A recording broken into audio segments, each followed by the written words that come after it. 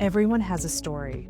Welcome to In Her Words, a podcast from women in entertainment where female creatives and allies share their stories in their own words. This is a dedicated space centered on how to harness creativity for inspiring and impactful projects in the ever-changing landscape of entertainment. I'm Renee Rossi. I'm Gretchen McCourt. And this is In Her Words. How are you, Nikki? I'm doing well, thanks. Where are you guys? I am in New York. Kansas City. Oh, cool. I was just there. Are you in LA? I'm actually in Philadelphia right now. Oh. My show we just had the premiere in New York 2 nights ago, and then we have like a Philadelphia event tonight. So yeah, I'm just here in a hotel room. So I apologize for I don't know what's really happening. Your natural light looks great. It looks it great. looks awesome. Well, we are so excited to meet you and to talk about this project. Thank you. It sounds, and it's based in Philly, right? Is that why you're doing a premiere there? Yeah. So there was a lot of the Philadelphia community volunteered on our show. Cool. Everything from That's awesome. Graffiti artists to actors to people that just came up and were extras, and people that counseled us on addiction, those suffering from addiction, what that looks like, how to portray it authentically, all the whole thing. So tonight is basically a celebration of all of the people that helped us on our project. Okay, that's amazing. Oh, We haven't even said the name nice. yet. It's Long Bright River, and starring Amanda Seyfried. We've been talking about it without saying the name, so we're so excited to talk about it and hear from you about how the project came about, how you got involved, what attracted you to it. We'd love to hear kind of how all of that came about. Yeah. Okay. So my agent had sent me the book. They said that they were like looking for somebody to co-create it with Liz and just show run it. And so we get sort of like a lot of those things, you know what I mean? Where you're like given a book and it's like, read the first, 30 pages or so, do what you can, see if you see anything, you connect to anything. And I sat down, I read it in one sitting. So I really, really just responded to it, and it just sort of pulled me in, this idea, this sort of the love story between these two sisters as this like murder mystery was like unfolding. Yeah. And sort of how it sort of effortlessly weaved between the past and the present. And there was something really compelling to me about the challenge of like doing that, in a more visual medium. I loved the main character's voice. She was very, very flawed, and she told you so. And so, as you were reading through the book, you believed what she was saying. And then you sort of come to discover, spoiler alert, that she's not as a reliable a narrator as we might have thought her to be originally. I also thought, Liz has such a wonderful, in all of her novels, has such a wonderful like sense of place, and they're known for being very, very atmospheric, and and I also thought she just did like such a nuanced portrayal of addiction, of those suffering from addiction, of the people who love them. And my favorite part about it, and most unique thing, and the reason why I knew I had to do it, was I loved the idea. I've done a lot of cop shows, and I loved the idea that it upended the cop as savior narrative, in a really sort of beautiful way. And so then I met with Liz, and we started talking about it, and inevitably you get into these situations where you're not sure, you're talking with an author about what potentially might change about something. But she was totally game. She wasn't interested in telling the exact story that was in the book. She knew it needed to be adapted. And so then we just started talking about the things that were important to us on keeping, and they were the same things. That's really cool. We're working to get Liz on the podcast too. So just to be able to talk to her. She's great. She's great. Yeah, to do that. Did you guys picture Amanda, or was she attached? How the cast, is amazing. How did that come about? Yeah. Well, we had written the first 3 episodes, and then and also like a pretty intensive series Bible. So when we offered the role to Amanda, we gave her that. I think she listened to the book. I think that, she had also a prior relationship from working on The Dropout with Catherine Pope, who is the head of Sony. So I think that there were a lot of things just sort of working in our favor, and I think that, Amanda has something, something so raw about her, and she does a wonderful job of portraying this sort of vulnerability that we thought would work really well with the character of Mickey. And and she was totally into it. Turns out she had wanted to play a cop for a really long time, and maybe had been offered to be like a detective or whatever, but she was very interested in playing a patrol cop, like somebody that left their family, went out and risked their lives on the streets every day, and then wondering if they'd ever make it back home to their child. I think that was attractive to her, and she was just so game and open. You mentioned that you started with the series. Did you know when you said you read the book and got presented? Did you know that it was always going to be a series? How did that come about as far as like a feature film versus a series versus in terms of format, like what the end product was going to be when you and Liz started working on it? Yeah, I mean, I think by virtue of the fact that it was coming to me, it was like I knew that's what they were. That was the attempt, was to do a series. I think that it might have been hard to unpack all of that in a feature. I do believe that Liz, and she can tell you about it. But I do believe that Liz adapted it as a feature first. But I'm not sure what happened with the with how that sort of shook out. And then when we were paired up, it was very clear that it was going to be made for a series. It was very clear that we were like 8 episodes is what it's going to take to tell this story. Mm-hmm.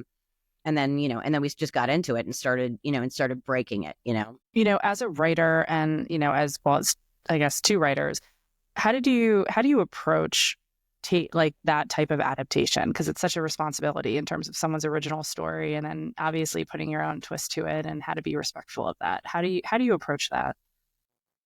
Well, I mean, I think that first and foremost, Liz and I had a conversation about what she, what she was married to, what we thought was important. And it turns out we thought the same things were important, right? So then once you have that as your sort of North Star, I think then you start seeing where the holes are. You're balancing this character drama with this murder mystery, right? So we knew we wanted to be going back and forth in time. How was that going to look? We started having conversations. We started doing to be more specific, you start tentpoling the season, where we want to start, where we want to end, what things might need to change in telling a story for the screen. 400 pages is much different than 8 hours of television. And it's just like little things, from little things to large things, little things like in the book, Mickey wanted to be like a history teacher. Well, that's not very visually stimulating. So how could we attach this idea of promise, and this promise that had sort of been stripped from her in a more visceral, visually compelling way? And it was like, okay, now Mickey's going to be into music, right? And so the actual act of playing an instrument was, sort of solved that problem for us. And then it was just also about, inevitably, there's just different rules for writing a book than there are for TV. And when you're building a series around, or at least one component of the series is who the killer is, it's finding a unique way to do that, because I think that the audience is very astute, and they're very, they're following along. They're seeing what Easter eggs you might have lost along the way. So it's really like keeping that balance of having them lean in, and every time that they get on solid footing, that they know exactly is what's going to happen, you pull the rug. And in doing that, we had to make sure that we were coming up with story that was sort of serving that narrative, whether it was in the book or not. I think that at a certain point, I feel like that first read, you can never get back, right? Whatever it is that you're taking away, whatever it is you're left feeling, that was the thing that became the North Star. And then the details of the book inevitably strip away to a point where you're like, wait, what was that? What happened? And I think that what was great is that Liz was also very game for that. She was game for its evolution. Beyond this project, Nikki, I'd be curious to know how just because you've had such amazing projects, how you came to be a writer. How did you get into this? I'd be curious to know just a little bit, kind of like your 2-minute elevator of who is Nikki and how did you get here? Because this is very, very cool, especially the adaptation, but some of the other projects that you've been able to accomplish. We're huge revenge fans. We're Oh my big God. revenge fans. We So like, when I it's saw like that, you that were like, show is, when you think about like what, in terms of the genre, in terms of kind of, these high stakes, you seem to have an amazing ability to hit those marks. So I'd be curious to know how you kind of came to this. Were you always interested in this type of genre, in terms of thriller, mind, so forth? Well, it's really funny. Revenge was a show that kind of changed the course of my career because I was a woman that wrote a lot of dude shit, and I was getting put in sort of a dark mobster box, and I was happy to be in the dark mobster box, but then ultimately it became like there were certain shows that I was just not getting put up for because they weren't seeing me that way, right? And so Yeah. Revenge sort of changed all that. And Mike Kelly, who was the showrunner, sort of loved that I had that background and thought it would serve Revenge. And so it was a gift that I went on to that show. And then nobody sort of anticipated that it was going to blow up the way that it did. I mean, that first season was nuts. Yeah. And what was interesting about that is like, just as much as there was stuff happening, about, Emily Van Camp and Madeline Stowe, who were so amazing in those roles, but it was also like what was happening behind the camera with the writers, with Mike Kelly, with, this sort of genius brain that he has. So, I think that, as far as coming to a place where I was doing thrillers, that had sort of always been the case. It was just, this was like a tonal shift as far as, as far as being a little bit more campy, a little bit more fun. And you can sort of, I just sort of tapped into my inner bitch while also, while also leaning into like, the murder mystery, the thriller, aspect of that show. But, I mean, it didn't start out that way. I mean, I was pre-med in college, and then I realized that the science thing was really throwing me for a loop. And then so then I started to and then I had a journal, and so I went into journalism for a small period of time. And then when I moved to LA, I was doing a little bit of that and writing for like interview kind of magazines and profiles on actors and directors and commentary pieces on an industry I didn't even understand. And then I went back to school and took a TV writing class in there and sort of caught the bug, and then sort of had this unique mix of both staffing and development, so that people weren't just, even though I was a younger writer, people weren't just seeing me as just a staffer. They were also seeing me as a creator, which was really nice. And so the balance of that has sort of been like lovely along the way. But and just as far as what I'm interested in watching, it's the same. It's a lot of the same stuff that I'm writing. What are you watching right now that you're loving, or have you even had time to sit down and watch anything? It's been a little nutty recently, so I feel like I haven't gotten to White Lotus yet. I feel like some of my stuff is a little outdated. I really loved The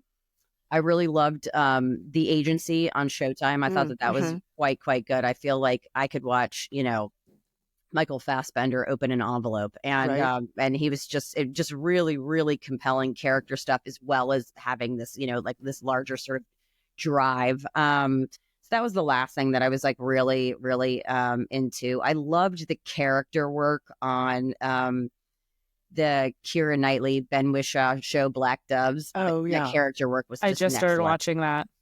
It's really wonderful, and I really enjoyed that part of it. And yeah, I mean, I think that there's that's really what it is. Once I get done with all this, once my head comes back, on my shoulders, I'll dig into watching into the content world. Yeah.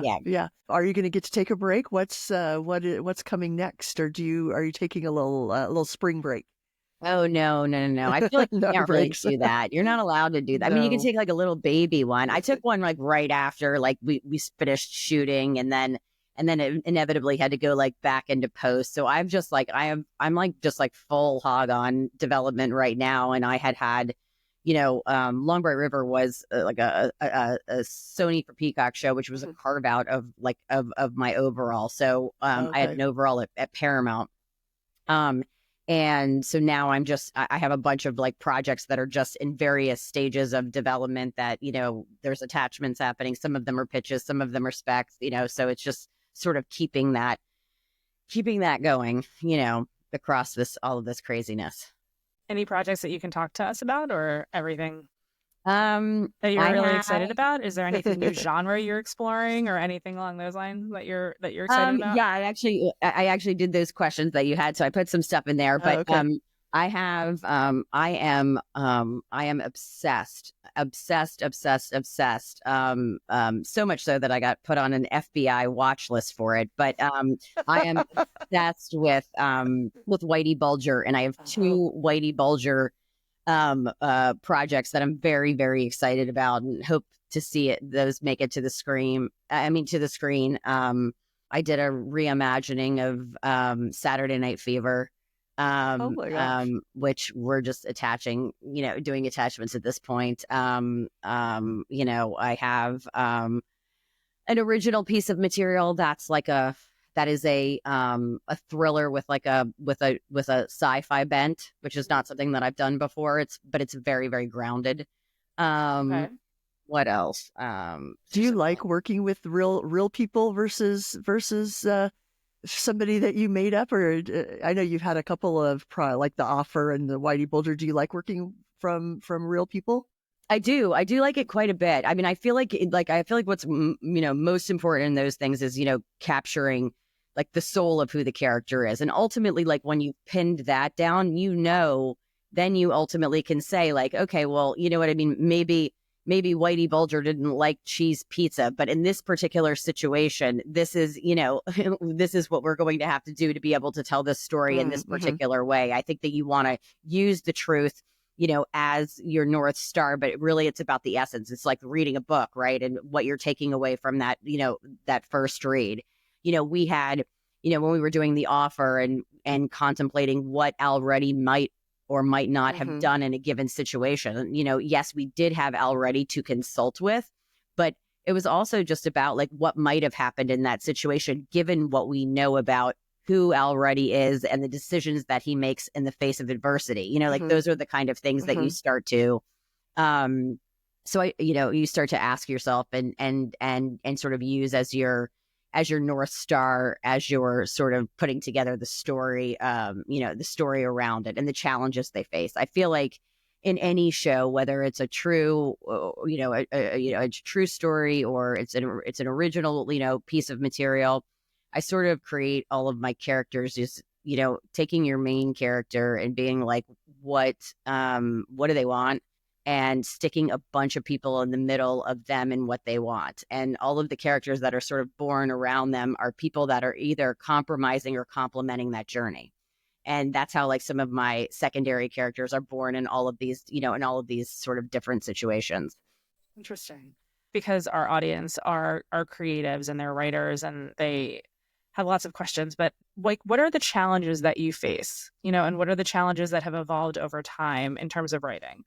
Like when you first started out, did you ever find like you had writer's block, or you like what did you face as a challenge that has evolved and now this is something that you face, or a challenge that you consistently come up against that you're trying to push through? I think at the beginning it's right. You're green, right? So you just have to prove yourself, right? So it's all about like, taking really big swings and being really bold and being really successful in that bold storytelling. Like I'm always, when anybody ever says to me like, oh my God, what's your advice? I'm just trying to break in. It's like, number one, first and foremost is if you're a writer, write. Be writing all the time. There's no excuse not to be writing. There's no, yes, you can vacation. Yes, you can do all of these things, but you should be writing. And so I think that it's that, but I think it's like, whatever that first script is that's getting you in the door, be really, really bold, not only in the story that you're telling, but how you're telling the story. Are you using multiple time periods? Show people that you could handle something that's more than what a normal, like run-of-the-mill staff writer can handle. I think now I would say, like with anything, I think, any writer out there, right, getting shit made, you know what I mean? And we've got a business right now that contracted in the wake of both a pandemic and multiple, whatever the writers and the actors strike. and it's, so people are buying less. So there's more of a, there's more of a sort of burden to come up with something that is undeniable for some of these, different, streamers, I think, which I think is something that everybody is experiencing, except for maybe, Marty Scorsese and David E. Kelly. They're all good. They're set. We don't have to worry about Don't them. have to worry about it. Yeah. Well, Nikki, thank you so much for being with us. We'd love to. I'm just sitting here thinking, like, oh my gosh, you'd be so great for the summit. You're just so inspirational and have so much to offer. We would love to do something else with you, and we want to celebrate along Bright River. And it's so great to get to talk to you about this project and everything else. This has been really fun. Thank you so much for the time today. It's my pleasure. Thank you so much for having me. I really appreciate it. Thank you for listening to In Her Words. We hope you'll join us at womeninentertainment.com and go to our Substack for extended interviews and behind-the-scenes access.